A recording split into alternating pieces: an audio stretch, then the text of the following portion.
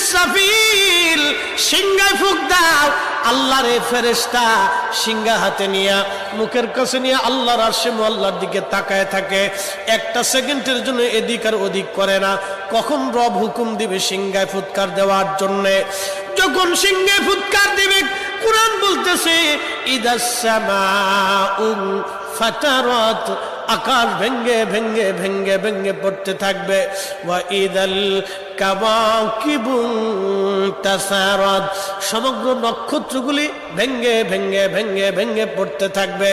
ওয়া ইদাল বিহারু ফুজ্জিরাত, সমুদ্রের তলদেশ উদ্দোলিত হয়ে যাবে, সমগ্র পানিগুলি পৃথিবীর উপরে আছার মারবে, আর ধুয়ে পাইলে সব পৃথিবীবাসীকে নিয়ে যাওয়া হবে। ওয়া ইদাল কুবুরু বুসিরাত, কবরের ভিতরে যাহা আছে সব আমার মালিক আমার রব বের করে দিবে।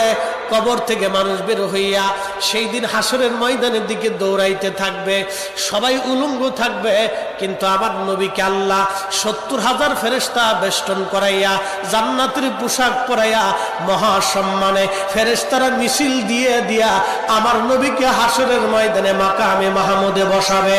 একবার জোরে বলা যাবে কি আল্লাহু আকবার।